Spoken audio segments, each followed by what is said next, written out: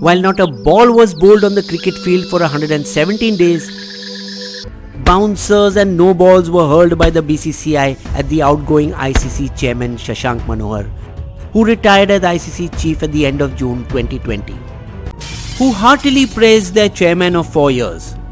There is no doubt that cricket owes Shashank a debt of gratitude for all he has done for the sport. A sentiment echoed by some cricket boards. I agree with ICC that cricket owes Shashank a debt of gratitude. He took over at a treacherous time and has managed to restore confidence and stability in the ICC. But the former BCCI chief K.Shriniwas Rao had an opposite opinion. Good riddance. He has been anti-India and reduced India's importance in world cricket. BCCI has heaved a sigh of relief to see the back of Manohar, who was instrumental in cutting down by over 10% BCCI's share of projected revenue from $570 million to $365 million for the 2015-2023 cycle, while simultaneously increasing the share of other ICC members. India's share was reduced even though it contributed close to 70% of ICC's revenue. At the time it was reduced, BCCI's Committee of Administrators protested vehemently and even threatened, if we don't get a bigger share, we will boycott the 2017 Champions Trophy. But didn't go through with it. Earlier, when K.Shriniwas Rao was ICC president in 2014, he tried to increase India's revenue share using the Big Three formula by benefiting England and Australia as well. But after Srinivasan lost his chair in the spot fixing controversy, his replacement and one-time friend Shashank Manohar wasted no time in calling Srinivasan's Big Three formula unethical and unfair, arguing that other countries played an equal part in India's 70% revenue generation. If only Afghanistan, Bangladesh and Sri Lanka were to tour India, would they still contribute 70%?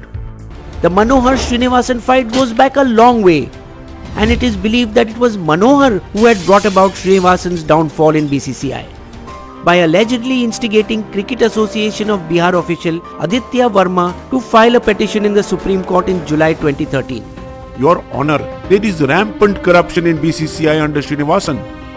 The petition led to the appointment of Justice Lodha, who framed rules for BCCI's governance, appointing a 4-member Committee of Administrators COA in January 2017 to run BCCI for a period of 3 years, before handing the reins back to BCCI late last year when Sourav Ganguly was selected as chairman, who it appears are now trying to go back to the old ways of doing things, appealing against the cooling off period to favour Ganguly and the age limit for retirement to favour Srinivasan. The court will hear the matter sooner rather than later. In addition to this, there is another festering matter between the BCCI and the ICC. ICC only awards World Cup events to those countries whose governments allow the event to be held tax-free. World bodies like FIFA follow a similar practice and only award the Football World Cup if the country gives a tax exemption certificate. Since it is a matter of pride for the host country to hold an international event that often has other spin-off benefits like creation of infrastructure that will benefit the country in the coming days or money earned through tourism, most governments provide this relief like India did for the 2011 ODI World Cup when Sharad Pawar managed to convince Dr. Manmohan Singh. Dr. Saab, we will earn more than the tax revenue lost. But BCCI was unable to do the same when India hosted the 2016 T20 World Cup and were asked to pay up 160 crore $23.7 million as taxes. The official broadcaster Star Sports, who is supposed to collect tax-free advertisement revenue, ended up having 160 crore worth of tax deducted at source, TDS. Since Star Sports paid 160 crore to the Indian government, they deducted this amount from what they gave to the ICC. ICC in turn deducted it from the $27 million fee payable to the BCCI for hosting the World Cup.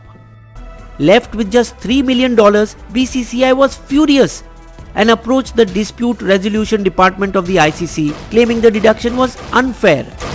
According to the contract though, BCCI should have got the tax exemption 18 months before the start of the tournament, but ICC was still ready to give them more time. The issue of demanding tax exemption was also raised during the BCCI's Apex Council meet on February 16, 2020. We have to resolve the tax issue with our government. The deadline is approaching. and are now using the lockdown as an excuse to request even more time. But it seems that the matter is something else. Jai Shah, BCCI's secretary, is the son of India's second most powerful man, Amit Shah. So if they had to get a tax exemption, they would have got it by now. The finance ministry probably believes that with cricket such a huge sport and money churner, BCCI shouldn't have any trouble in paying their tax dues. Also, foregoing 160 crore to BCCI during coronavirus times when the whole nation is struggling may be politically difficult. While ICC has allotted India host agreement contracts for the 2021 T20 World Cup and the 2023 ODI World Cup, according to clause 20.2 of the agreement, the events may still be cancelled if tax exemption is not obtained, as ICC would then stand to lose approximately 300 crore. Reiterating their stand, they sent out a single-page letter to all its 92 associate members, but aimed solely at the BCCI. Failure to provide guarantees of tax exemption, countries will lose the right to hold any ICC events in the 2023-2031 cycle. Signed, Manu Soni, ICC chief. According to sources, BCCI's top brass didn't like the tone of the email, which subsequently added more heat to the matter. Several other world events held in India have not received tax exemptions. More so recently, the 2020 FIFA Women's Under-17 World Cup postponed to 2021, the 2017 FIFA Men's Under-17 World Cup, none of the 3 seasons of the Formula 1 India Grand Prix 2011 to 2014. The BCCI has an option similar to what was done for Formula 1 when the sponsors JP bore the entire taxable amount. That may be tough now after Vivo walked away from the IPL title sponsorship and the BCCI is looking for another at half the amount. One possible option is to counter this from within if Sourav Ganguly himself were to become ICC chairman and throw his hat in the ring. As it is, he is constrained from continuing as BCCI chairman after the end of July when his cooling off period officially begins, although it's August already and he is still around. England and Wales Cricket Board chief Colin Graves is the front runner for the position of ICC chairman at the moment. Immediately after assuming charge in late 2019, both Sourav Ganguly and Jai Shah met with him in London in the hope of joining forces against changing ODI and T20 World Cups from 4-year into 2-year cycles.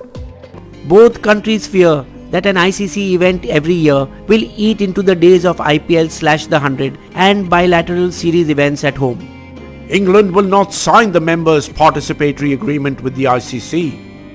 Were they to walk out of the ICC together and set up a parallel board, chances are many nations would fall in line with them, leaving ICC a lame duck. Cricket is being pulled apart by those who thrive financially of bilateral cricket and those who live of global events. Until now, ICC has not even announced how the elections will be decided, by simple or 2/3 majority. In addition to England's Colin Graves and possibly Ganguly vying for the empty ICC chair, Jamaican Dave Cameron, though not the choice of the West Indian Cricket Board, is also a likely contender, as is Singapore Cricket Association's Imran Khwaja, currently acting ICC chief, and a surprise possibility Indra Nui, independent ICC director and former big boss at Pepsi.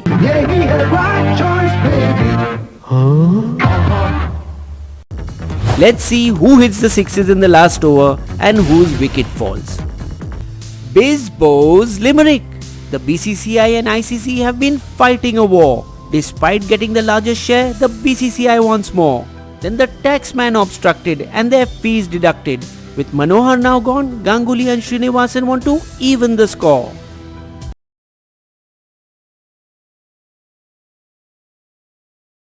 Subscribe to Bisbo and click on the bell icon to get notified whenever Bisbo releases a new video. Sources of all our information is listed in the video description section.